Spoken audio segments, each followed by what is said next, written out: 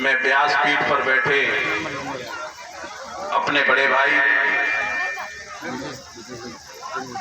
आदरणीय रणवीर सिंह सासी जी को प्रणाम करते हुए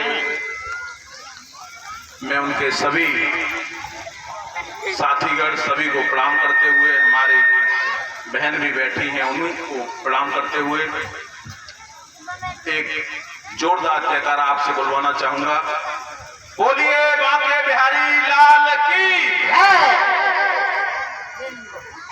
सामने परीक्षित जी हैं, यज्ञपति हैं, उनके चरणों में प्रणाम। मेरी माताएं बहनें बेटियां हैं, सभी के चरणों में प्रणाम करते हुए अपने बुजुर्गों के चरणों में प्रणाम। सभी संत भगवान हैं, उनको भी सिर झुकाकर प्रणाम। जैसा कि हमारे आदरणीय सासी जी ने बताया, सुपैती गांव में जब से मैं शुरुआत मैंने की है, जब से पहली बार आया, मुझे बड़ा प्रेम, बड़ा स्नेह, बड़ा आशीर्वाद मिला। राजनीति करता हूं, पहली बार जिला पंचायत चुनाव लड़ा, आप लोगों ने बड़ी ताकत से ऐसे समय पर मेरा साथ दिया जब वास्तव में मुझे जरूरत थी और लोग मेरे पीछे पड़े थे कि किसी भी तरीके से इसको कमजोर किया जाए, इसको खत्म किया जाए। लेकिन मैं जीवन भर ऋणी हूं इस गांव का, कर्जदार हूं इस गांव का, माता बहनों का, भाइयों का, नौजवानों का, जिन्होंने मुझे पूरी ताकत देकर के जो मेरी इच्छा थी जिला पंचायत में पहुंचने की, आपने पहुंचाने का काम किया। हमारे यहाँ भी अभी एक कथा चल रही है, संन्यास तो नहीं ग्रहण किया, सफेदी वस्त्र पहनते हैं, लेकिन जैसा देश वैसा वेश। हम भगवान के दरबार में आए हैं, कथा में बैठे थे, कल ही हमें निमंत्रण पत्र प्राप्त हुआ। खुशी हुई कि हमारे बड़े भाई कथा कह रहे हो, तो इच्छा भी जागृत हुई कि हम सुपैती में जाकर के उनकी कथा सुने, आप लोगों का आशीर्वाद लें। तो मैं उसी कथा में से सीधा चला आया। 7 दिन से आपने कथा सुनाई, ये भी जानकारी हुई कि हमारे आदरणीय मंजेश शास्त्री जी भी आए और भी अन्य आए, क्योंकि जहां बड़े भाई हैं तो वहां तो तमाम लाइन लगी जाती है। हमारे नयावास गांव से आपका वास्ता, आपका संबंध बिल्कुल परिवार जैसा है। छोटे से देखा है हमने आपको, और वो ही प्रेम आज भी आपके साथ हमारा है और जीवन भर रहेगा। रही बात, हर गांव में कथा हो रही है, क्योंकि बड़ा क्षेत्र है हमारा, हर जगह जाना पड़ता है, कथाएं सुनती हैं हमारी माताएं बहनें, नौजवान। लेकिन जो कथा सुनाई मां सीता की, माता अनसुईया का चरित्र, भक्त प्रहलाद का चरित्र, भक्त ध्रुव का चरित्र, उन चरित्र को आपके द्वारा वर्णन किया जाता है। क्या हम लोग उस पर अमल करते हैं? कथा सुनने आते हैं, इच्छाएं होती हैं, हर वर्ष कथाएं होती हैं, लेकिन गांव में जो झगड़े, जो विवाद, जो बहनों के विवाद, बेटियों के विवाद, सास बहू के झगड़े अक्सर देखने को मिलते हैं। भाई भाई में झगड़ा है, नहीं देखा आपने भगवान राम और लक्ष्मण का प्रेम? हमें तो अक्सर उन पंचायतों में जाना पड़ता है जहां बेटियां सास से झगड़ जाती हैं, सास परेशान है, ससुर कहता है कि बात नहीं मानती, पति कह रहा है मोबाइल पर चिपकी रहती है।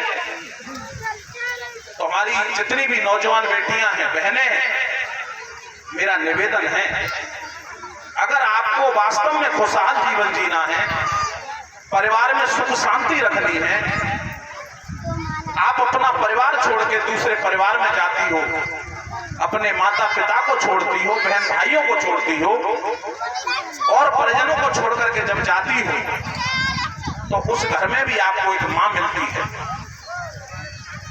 जब उसको अपनी माँ मानोगी, ससुर को अपना पिता मानोगी, देवर को जब अपना भाई मानोगी, मुझे लगता है कि आपको वही प्रेम मिलेगा जो आपको उस घर में मिलता है। हम मानते हैं कि सास जब तक अपना रूप न दिखा दे तब तक चैन नहीं पड़ता, लेकिन उसको एक बात समझो, हम मानते हैं कि आप पढ़ी लिखी हो। पुराने जमाने में शिक्षा नहीं थी। हमारी जितनी बुजुर्ग माताएं बैठी हैं, तमाम माँ बैठी हैं हमारी। अब एक मैया देख लो, कन्हैया के दरबार में डांस के लिए उतावली थी, नृत्य के लिए उतावली थी, लेकिन किसी ने साथ नहीं दिया। हम इच्छा कर रहे थे मेरे किसी को लगा दें। भगवान के दरबार में आने के बाद भगवान में लीन हो जाओ, ये सही बात है, लेकिन संस्कार, आपका व्यवहार ऐसा रहना चाहिए जो कोई आपकी उंगली न उठा सके। हम तो एक चाहेंगे, अभी कई एक पंचायतें हमने की सिर्फ मोबाइल के झगड़े। मोबाइल पे अक्सर लड़कियां बात करती रहती हैं, परिवार में विघटन पड़ जाते हैं। अगर केवल मोबाइल ही झगड़े का कारण है तो उस मोबाइल को छोड़ दो। किससे बात करनी है? अपनी माँ से करनी है, पिता से करनी है। घर में कोई ऐसा घर नहीं है जिसमें 4 मोबाइल नहीं है। अरे ससुर से कह दो कि पिताजी मोबाइल दे दो, माँ से बात करनी। लेकिन मेरी बहनों, मेरी बेटियों, हम हाथ जोड़ते हैं आपसे कि अगर ये कारण सिर्फ मोबाइल है तो मोबाइल को कभी अपने पास मत रखो। और हम उन माताओं से भी कहना चाहेंगे कि जो बेटी आपके घर में आई है, पूरा परिवार छोड़ करके आई है, हो सकता है आपके अनुभव के अनुसार वो नहीं चल पा रही, आपके व्यवहार के अनुसार नहीं चल पा रही, तो अपनी बेटी समझ करके अगर उसको समझा दोगी तो मुझे नहीं लगता कि उसके मन में आपके प्रति कभी भी द्वेष भावना आएगी। उसको समझाओ, ताना मत दो। अब हो तो क्या है, कुलच्छे नहीं आएगी। नंगा घर की है, मानते हैं ना, तो जब भाई नंगा घर की कह देगी, कुलच्छन ये कह दे तो बेव कहेगी लाभ तुम्हें हम दिखाता है कौन। मत कहो ऐसा। तो हम तो सिर्फ यही चाहेंगे, कथा सिर्फ मनोरंजन के लिए नहीं है। मनोरंजन के लिए होती है नौटंकी, मनोरंजन के लिए होता है ढोला, लेकिन जब इस भागवत पुराण पर बैठ करके हमारे शास्त्री जी के मुखारबिंद से उन कथाओं का चरित्र उजागर किया जाता है, जब देवी देवता किस तरह से हमारे पूर्वज अपना जीवन यापन किए थे, किस तरह का चरित्र उन्होंने रखा। कोई देवी देवता ऐसे ही नहीं बन गया, आप में से भी कोई बन सकता है। गांव में हम लोग कहते हैं कि फला व्यक्ति बड़े अच्छे हैं, बहुत अच्छा व्यवहार करते हैं, सबसे प्रेम करते हैं। जब उनका व्यवहार अच्छा होगा, उनका आचरण अच्छा होगा, कोई कभी किसी दिन याद किए जाएंगे और उन्हें हम देव स्वरूप में मानते हैं, कोई देवियां मान ली जाती हैं। तो मैं चूंकि कथा में ज्यादा व्यवधान न करते हुए अब मुझे भी जाना है, क्योंकि वहाँ परीक्षित जी की जगह हम ही बैठे हैं। अच्छा।